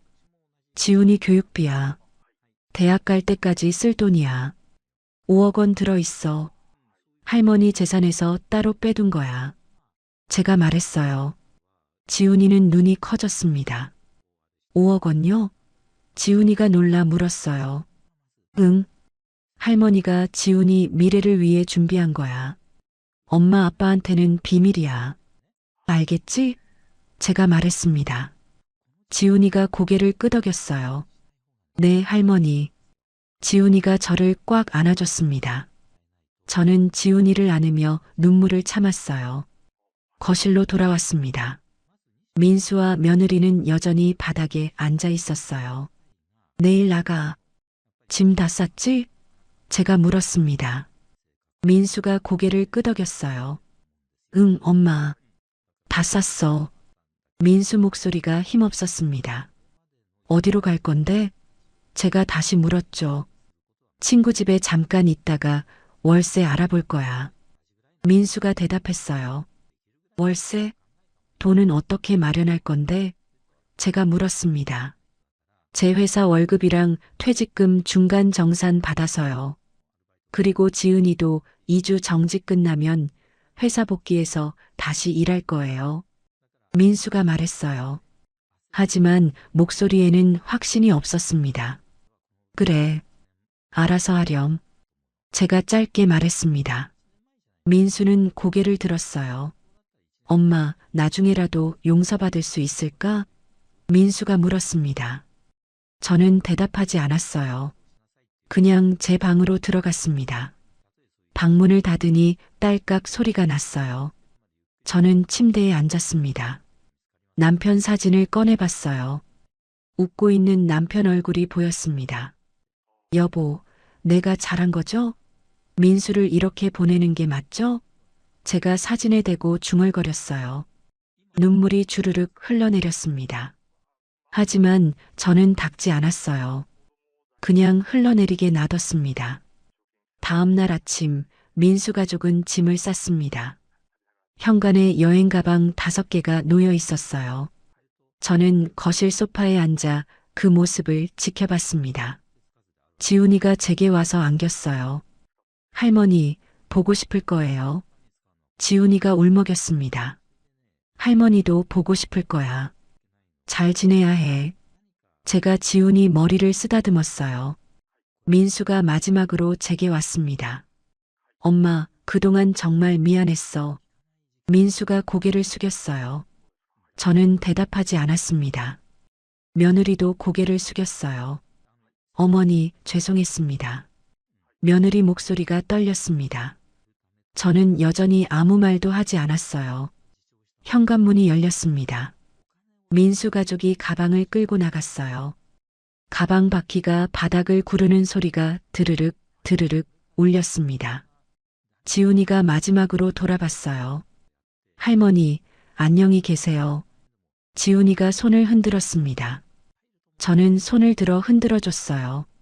안녕, 지훈아. 잘 지내렴. 쾅. 현관문이 닫혔습니다. 빈집의 정적이 저를 감쌌어요. 저는 소파에 그대로 앉아 있었습니다. 얼마나 시간이 흘렀을까요? 저는 창밖을 봤어요. 2월의 차가운 하늘이 보였습니다. 이제 끝났구나. 저는 핸드폰을 꺼냈습니다. 미정이한테 전화를 걸었어요. 신호음이 2번 울렸습니다. 미정아, 나야. 다 끝났어. 제가 말했어요. 고생했어, 순자야. 이제 내 인생 살아. 미정이 목소리가 들렸습니다. 고마워, 미정아. 정말 고마워. 제가 말했어요. 전화를 끊었습니다. 저는 여행 가방을 꺼냈습니다. 옷을 챙기기 시작했어요. 유럽에서 입을 옷들이었습니다. 가방을 싸면서 생각했어요. 이제 저는 자유예요. 570억 원의 자산을 가진 자유로운 여자. 오랫동안 억눌렸던 제 인생을 되찾는 거예요. 오후쯤 부동산에서 전화가 왔습니다. 한 달 전에 계약한 집 잔금 날짜가 확정됐다는 연락이었어요. 다음 달 15일에 잔금 30억 원 받으시면 됩니다. 부동산 직원이 말했습니다. 저는 고개를 끄덕였습니다. 알겠습니다. 제가 말했어요. 전화를 끊고 저는 창밖을 봤습니다. 해가 지고 있었어요. 붉은 노을이 하늘을 물들이고 있었습니다. 이제 새로운 시작이에요. 민수와 며느리는 없어요. 하지만 지훈이는 제가 지켰어요. 570억 원의 자산 중 5억 원은 지훈이 교육비로 따로 빼뒀고 나머지 565억 원 중에서 550억 원은 지훈이가 30살 되면 받을 신탁으로 설정했습니다. 지훈이는 앞으로 좋은 교육을 받을 거예요. 좋은 대학에 가고 하고 싶은 일을 할 겁니다. 그때까지 신탁 관리인이 잘 관리할 거예요. 저는 이제 제 인생을 살 겁니다. 혼자서 밤이 깊어갔습니다. 저는 침대에 누워 눈을 감았어요.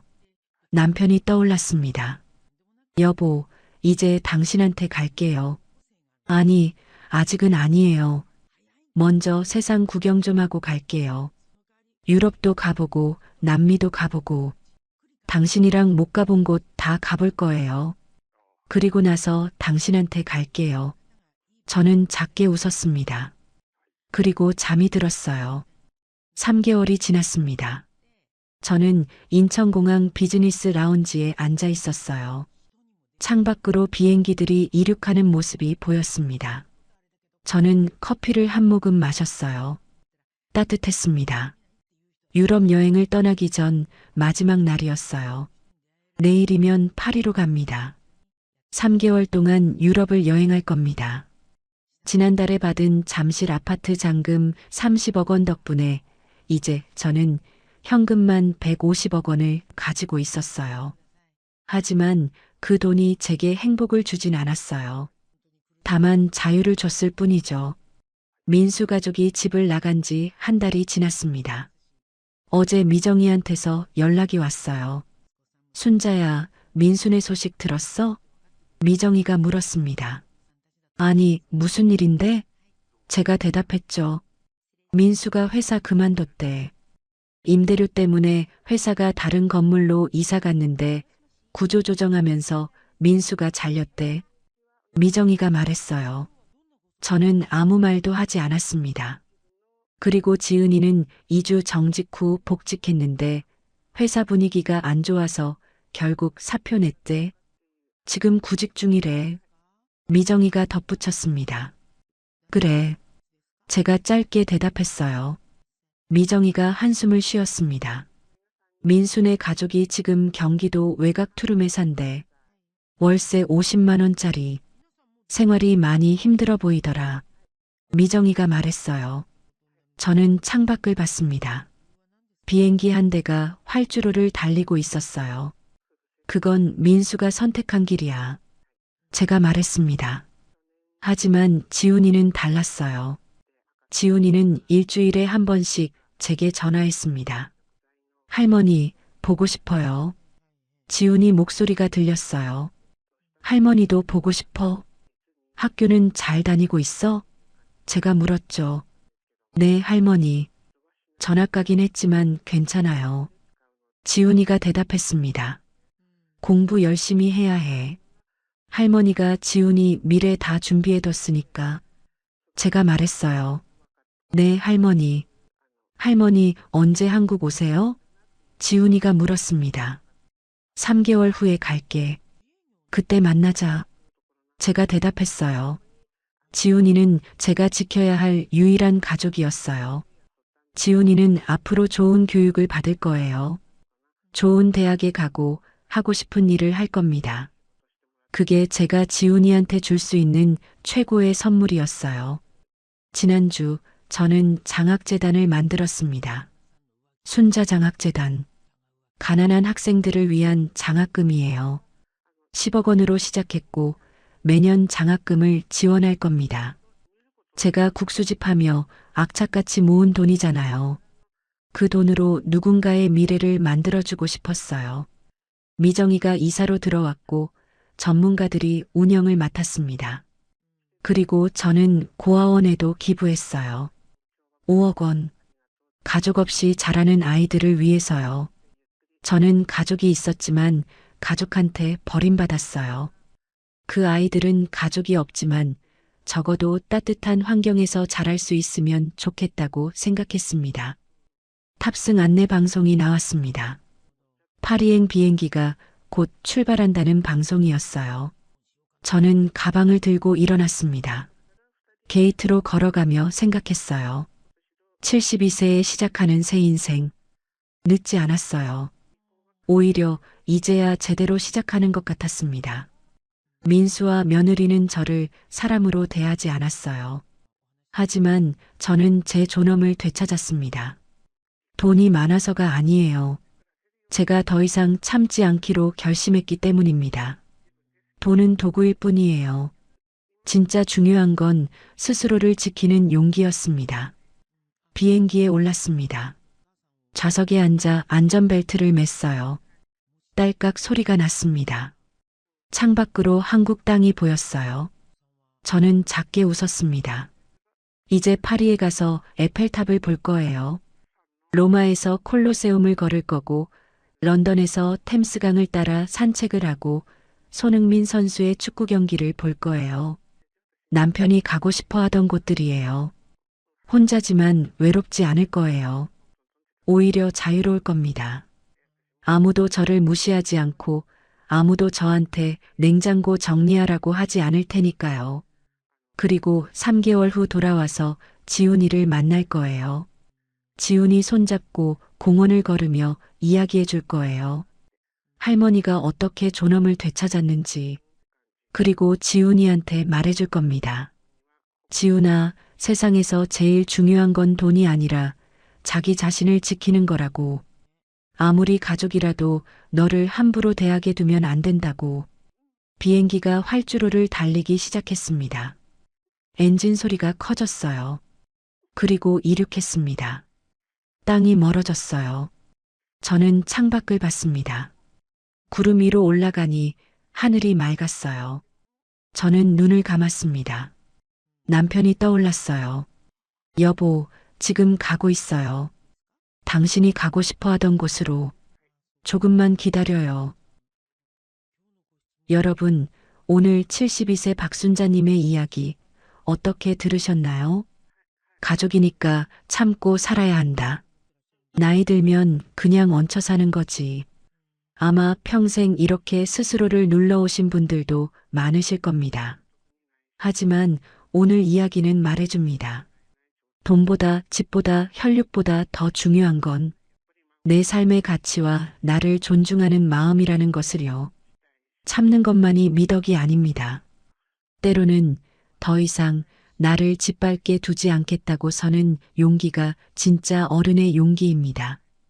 72세에 집을 팔고 가족을 정리하고 비행기를 타는 건 절대 늦은 선택이 아닙니다. 100세 시대라면 아직도 30년이라는 시간이 남아 있습니다. 남은 30년을 눈치 보며 사느냐, 아니면 박순자님처럼 나를 존중하는 인생 2막을 열 것이냐, 선택은 결국 내 몫입니다. 혹시 지금 이 방송을 들으시면서 나도 저런 말 한번 하고 싶다. 나도 저렇게 한 번쯤은 나를 위해 살아보고 싶다. 고개 끄덕이셨다면 댓글로 남겨주세요. 오늘 이야기가 마음에 와 닿으셨다면 구독과 좋아요 부탁드리고 지금 어디에서 어떤 마음으로 듣고 계신지 댓글로 남겨주세요. 여러분이 적어주신 그곳으로 건강과 행운의 기운을 가득 담아서 보내드리겠습니다. 오늘도 따뜻하고 행복한 하루 보내시기 바랍니다. 감사합니다.